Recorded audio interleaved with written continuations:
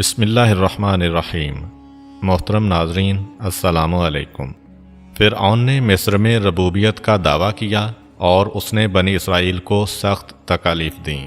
اللہ تعالیٰ نے حضرت موسیٰ علیہ السلام کو نبوت کے لیے منتخب کیا اور انہیں فرعون اور بنی اسرائیل کی طرف مبعوث فرمایا۔ فرعون ایک مغرور، سرکش، متکبر اور باغی و ظالم انسان تھا۔ موسیٰ علیہ السلام نے اس کے سامنے بہت سے معجزات پیش کیے تاکہ وہ اپنی کافرانہ روش چھوڑ کر اسلام قبول کر لے اور خدائے واحد پر ایمان لے آئے۔ حضرت موسیٰ علیہ السلام نے دربار میں سب سے پہلے عصا کا معجزہ پیش کیا۔ جب آپ نے عصا پھینکا تو وہ سانپ بن کر چلنے لگا۔ علماء فرماتے ہیں کہ آپ علیہ السلام کے عصا نے بہت بڑے اژدہا کی شکل اختیار کر لی تھی، اور اگر اسے خدا کا حکم ہوتا تو فرعون کا پورا محل بھی نگل لیتا۔ فرعون نے حضرت موسیٰ علیہ السلام سے کہا کہ خدارا اسے سنبھالو۔ حضرت موسیٰ علیہ السلام نے اسے ہاتھ لگایا تو وہ دوبارہ عصا بن گیا۔ فرعون نے کہا کہ موسیٰ جادوگر ہے، چنانچہ اس نے آپ کے مقابلہ کے لیے جادوگر جمع کیے اور مقابلہ کے لیے ایک دن مقرر کیا۔ اس دن لوگ مقابلہ دیکھنے کے لیے کثیر تعداد میں جمع ہوئے۔ جادوگروں نے اپنی رسیاں پھینکیں تو سانپ بن کر چلنے لگیں۔ اس کے بعد حضرت موسیٰ علیہ السلام نے عصا پھینکا تو وہ بہت بڑا اژدہا بن گیا۔ اس نے جادوگروں کے خیالی سانپوں کو کھانا شروع کر دیا۔ جب جادوگروں نے یہ منظر دیکھا تو انہیں یقین ہو گیا کہ موسیٰ علیہ السلام جادوگر نہیں ہیں، وہ خدا کے سچے نبی ہیں، اسی لیے وہ آپ پر ایمان لے آئے۔ کچھ دن گزرے تو فرعون نے اپنے چند سپاہیوں سے کہا کہ وہ چپکے سے موسیٰ علیہ السلام کے گھر جائیں، جب دیکھیں کہ وہ سو رہے ہیں تو ان کا عصا چوری کر کے لے آئیں۔ فرعون کے سپاہی رات کی تاریکی میں حضرت موسیٰ علیہ السلام کے گھر میں داخل ہوئے۔ انہوں نے عصا کے قریب جانے کی کوشش کی، عصا فوراً سانپ بن گیا اور ان کے پیچھے دوڑنے لگا۔ وہ بڑی مشکل سے جان بچا کر فرعون کے پاس آئے اور اس سے کہا، موسیٰ علیہ السلام سوئے ہوئے ہیں لیکن عصا کا مالک بیدار ہے، اسے نیند نہیں آتی۔ حضرت موسیٰ علیہ السلام نے دوسرا معجزہ ید بیضا کا پیش کیا۔ موسیٰ علیہ السلام اپنا دایاں ہاتھ بغل میں ڈال کر باہر نکالتے تو وہ چاند کی طرح سے چمکنے لگ جاتا تھا۔ حضرت موسیٰ علیہ السلام نے فرعون اور اس کی قوم کو توحید اور ترک شرک کی دعوت دی، لیکن ان پر ان کی بدنصیبی غالب تھی، اس لیے انہوں نے آپ کی دعوت کو قبول کرنے سے انکار کر دیا۔ جب موسیٰ علیہ السلام ان کی ہدایت سے مایوس ہوئے تو آپ نے فرعون سے ہی مطالبہ کیا کہ وہ بنی اسرائیل کی غلامی ختم کر کے انہیں مصر سے جانے کی اجازت دے دے، لیکن فرعون نے آپ کا یہ مطالبہ بھی تسلیم کرنے سے انکار کر دیا۔ بنی اسرائیل کی آزادی میں فرعون کے وزیر حامان نے بھی روڑے اٹکائے اور کہا کہ ان کی آزادی فرعون اور اس کے خاندان کے لیے نقصان دہ ثابت ہوگی، لہٰذا انہیں آزاد نہیں کرنا چاہیے۔ حضرت موسیٰ علیہ السلام نے تیسرا معجزہ سیلاب کا پیش کیا۔ حضرت موسیٰ علیہ السلام نے دریائے نیل میں اپنا عصا رکھا تو دریا میں طغیانی آ گئی اور اتنا بڑا سیلاب آیا جس سے مصر کی تمام زراعت تباہ و برباد ہو گئی اور قوم فرعون اور اس کے سرداروں کے مکانات زمین بوس ہو گئے۔ سیلاب کی عجیب بات یہ تھی کہ بنی اسرائیل کی کچی آبادی کو کوئی نقصان نہ پہنچا۔ جب فرعون نے سیلاب کی تباہ کاریاں دیکھیں تو اس نے حضرت موسیٰ علیہ السلام کے پاس پیغام بھیجا کہ آپ سیلاب کی روک تھام کریں۔ جب سیلاب تھم جائے اور دریا معمول کے مطابق بہنے لگے تو میں بنی اسرائیل کو آزاد کر دوں گا، پھر وہ جانیں اور آپ جانیں۔ حضرت موسیٰ علیہ السلام دریائے نیل پر آئے اور آپ نے عصا مارا تو تمام سیلاب ختم ہو گیا اور دریا اور ندیاں معمول کے مطابق بہنے لگیں۔ سیلاب کی تباہ کاریاں کم ہو گئیں اور حالات معمول پر آ گئے تو فرعون نے پھر بھی اپنے وعدہ کا لحاظ نہ کیا اور بنی اسرائیل کو آزاد کرنے سے انکار کر دیا۔ حضرت موسیٰ علیہ السلام نے اس کے بعد چوتھا معجزہ استعمال کیا۔ آپ نے اللہ سے دعا مانگی، خدا نے ٹڈی دل کو وہاں بھیج دیا جس نے ان کے لہلہاتے ہوئے کھیت چٹ کر دیے اور ان کے درختوں کے پتے ختم ہو گئے، لیکن اس بار بھی بنی اسرائیل کو کوئی نقصان نہ پہنچا۔ جب فرعون نے اپنی عاجزی محسوس کی تو اس نے پھر حضرت موسیٰ علیہ السلام سے مدد کی درخواست کی اور اس نے کہا کہ اگر آپ نے ہمیں ٹڈی دل سے نجات دلائی تو ہم بنی اسرائیل کو آزاد کر دیں گے۔ حضرت موسیٰ علیہ السلام نے خدا سے عذاب ہٹانے کی درخواست کی تو اللہ تعالیٰ نے ٹڈی کا عذاب دور کر دیا۔ کچھ عرصہ بعد جب حالات معمول پر آئے تو حضرت موسیٰ علیہ السلام نے فرعون کو اس کا وعدہ یاد کرایا، لیکن اس نے وعدہ پورا کرنے سے انکار کر دیا اور بنی اسرائیل پر سختیاں جاری رکھیں۔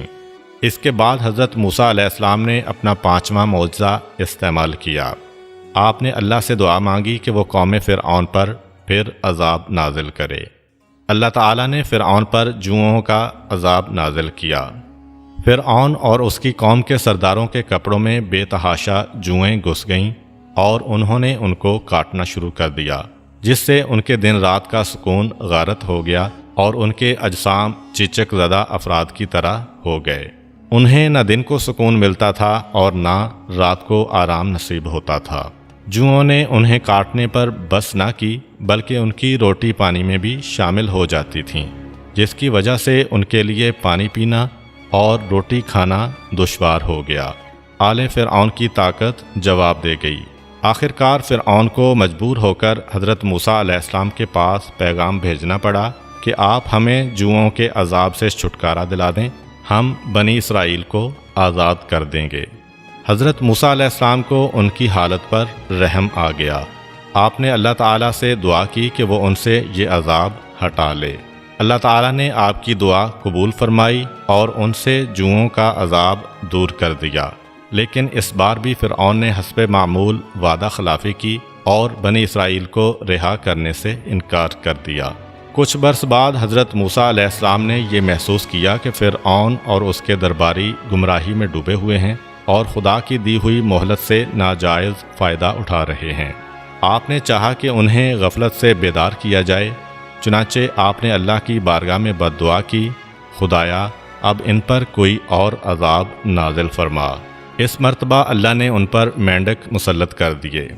اچانک کہیں سے مینڈکوں کی فوجیں آئیں اور انہوں نے فرعون اور آل فرعون کے گھروں کا رخ کیا اور مینڈک پھدک پھدک کر ان کے کپڑوں اور روٹی پر چڑھ جاتے۔ وہ پانی پینے کا ارادہ کرتے تو مینڈک ان کے پانی پینے کے کوزوں میں جا پڑتے۔ سر سے مینڈک کو ہٹاتے تو بازو پر چڑھ جاتے۔ الغرض مینڈکوں نے ان کی زندگی اجیرن کر دی اور ان کا آرام و سکون غارت کر دیا۔ جب وہ اس مصیبت سے تنگ آ گئے تو انہوں نے موسیٰ علیہ السلام سے درخواست کی کہ آپ ہمیں اس مصیبت سے نجات دلائیں، ہم بنی اسرائیل کو رہا کر دیں گے۔ حضرت موسیٰ علیہ السلام نے اللہ سے درخواست کی کہ وہ اپنا عذاب ان سے ہٹا لے۔ اللہ نے ان کی دعا قبول فرمائی اور مینڈک گم ہو گئے۔ پھر جب حالات معمول پر آئے تو فرعون نے حسب عادت سرکشی کی پالیسی اپنائی اور بنی اسرائیل کو رہا کر دینے سے انکار کر دیا۔ پھر کچھ سالوں تک خدا نے انہیں ڈھیل دی مگر وہ اپنی غلط روش پر قائم رہے۔ اس کے بعد خدا نے ان پر خشک سالی اور قحط کا عذاب نازل کیا۔ سرزمین مصر پر بارش کا ایک قطرہ تک نہ برسا، جس کی وجہ سے درجہ حرارت بڑھ گیا اور نہریں خشک ہو گئیں۔ چشموں کا پانی زیر زمین چلا گیا، فصلیں جل گئیں، حیوانات مرنے لگے اور پورے مصر پر قحط کا راج ہو گیا۔ لوگ بھوک سے بلبلا کر مرنے لگے۔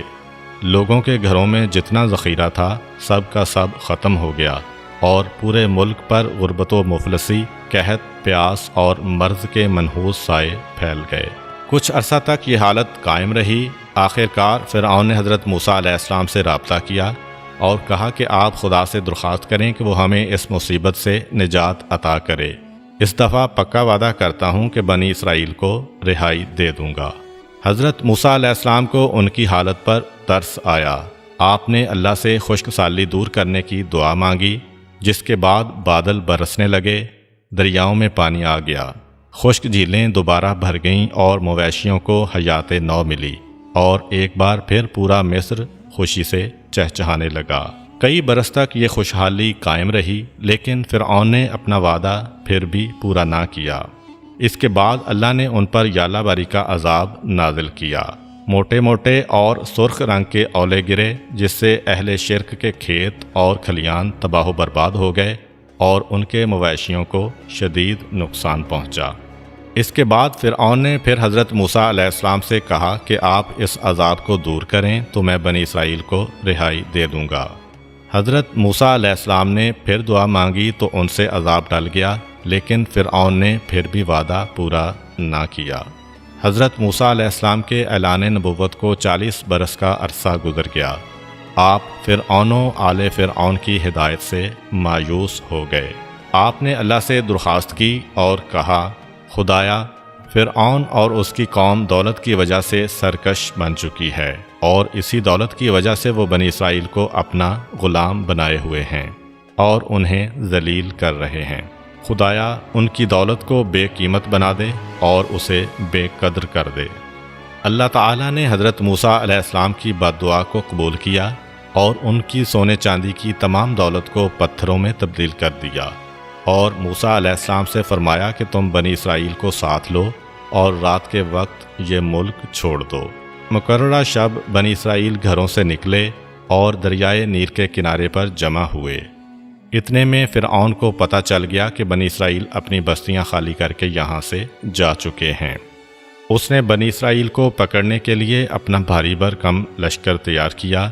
علماء تاریخ بیان کرتے ہیں کہ اس کے لشکر کے سپاہیوں کی تعداد 16 لاکھ افراد پر مشتمل تھی۔ لشکر کے آگے آگے وہ چلا اور باقی تمام لشکر اس کے پیچھے چل پڑا۔ جب بنی اسرائیل نے لشکر فرعون کو اپنی جانب بڑھتے ہوئے دیکھا تو وہ انتہائی پریشان ہو گئے اور رو رو کر موسیٰ علیہ السلام سے کہنے لگے کہ آپ کی وجہ سے ہم سب برباد ہوئے ہیں۔ آپ کے پیدا ہونے سے پہلے بھی ہم نے مصائب برداشت کیے، اور آپ کی وجہ سے ہم نے بعد میں بھی مصائب جھیلے ہیں۔ اب سامنے دریا ہے اور پیچھے فرعون کا لشکر ہے۔ اگر آگے بڑھیں تو ڈوب جائیں گے، پیچھے ہٹیں تو فرعون کا لشکر ہمیں کچل کر رکھ دے گا۔ حضرت موسیٰ علیہ السلام نے انہیں تسلی دی اور فرمایا، اللہ کا وعدہ برحق ہے، ہم اس پانی سے بخیریت گزر جائیں گے۔ جناب یوشع علیہ السلام، جو کہ بعد میں حضرت موسیٰ علیہ السلام کے جانشین بنے تھے، آگے بڑھے اور پانی کی سطح پر چلنے لگے، لیکن دوسرے افراد کو پانی پر چلنے کی جرت نہ ہوئی۔ ادھر فرعون کا لشکر بھی لمحہ لمحہ قریب ہو رہا تھا۔ اس وقت حضرت موسیٰ علیہ السلام نے بارگاہ احدیت میں عرض کیا، پروردگار، مجھے محمد و آل محمد کا واسطہ دے کر تجھ سے سوال کرتا ہوں کہ ہمارے لیے سمندر کو پھاڑ دے اور ہمیں نجات دے۔ اللہ تعالیٰ کا فرمان ہے، ہم نے موسیٰ کو وحی کی کہ دریا پر اپنا عصا مارو۔ حضرت موسیٰ علیہ السلام جھکے اور آپ نے اپنا عصا پانی پر مارا۔ پانی پھٹ گیا اور 12 راستے نمودار ہوئے، جہاں سے بنی اسرائیل کے 12 قبائل کو گزرنا تھا۔ مگر بنی اسرائیل بھی بڑے ضدی تھے۔ انہوں نے حضرت موسیٰ علیہ السلام سے کہا، ہم اس گزرگاہ سے نہیں گزریں گے کیونکہ یہ ساری کیچڑ ہے اور ہمیں خطرہ ہے کہ کہیں ہم کیچڑ میں پھنس نہ جائیں۔ حضرت موسیٰ علیہ السلام نے پھر دعا مانگی تو اللہ نے کیچڑ کو خشک کر دیا اور یوں بنی اسرائیل نے ڈرتے ڈرتے دریا پار کیا۔ فرعون بھی لشکر کو لے کر دریا پر پہنچ گیا۔ اس نے بھی بنی اسرائیل کے پیچھے پیچھے چلنا شروع کیا۔ جب بنی اسرائیل کا آخری فرد دریا سے نکلا اور ادھر لشکر فرعون کا آخری فرد دریا میں داخل ہوا تو دریا کی تھمی ہوئی موجیں آپس میں مل گئیں اور فرعون اپنے لشکر سمیت اس میں ڈوب گیا۔ جب وہ لعین ڈوب رہا تھا تو مرتے وقت اس نے توبہ کی اور کہا، میں اس خدا پر ایمان لاتا ہوں جس پر بنی اسرائیل ایمان لائے ہیں، اس کے سوا کوئی معبود نہیں ہے۔ جبریل امین علیہ السلام آئے اور کیچڑ اٹھا کر اس کے منہ پر ماری اور فرمایا، ہلاکت کے وقت ایمان لاتا ہے؟ خدا نے تو تجھے 40 برس تک مہلت دی تھی، لیکن ہر روز تیری سرکشی میں اضافہ ہوتا رہا، اور اب جب کہ تو نے اپنی آنکھوں سے دیکھ لیا ہے تو توبہ کرنے لگا، اب تیری توبہ بے سود ہے۔ فرعون کا پورا جسم ہتھیاروں سے لیس تھا، اسی لیے وہ پانی میں ڈوب گیا، لیکن خدا نے چاہا کہ اسے آنے والی نسلوں کے لیے نمونہ عبرت بنائے، چنانچہ پانی کو حکم دیا، اس نے اس کا جسم اچھال کر ساحل پر ڈال دیا۔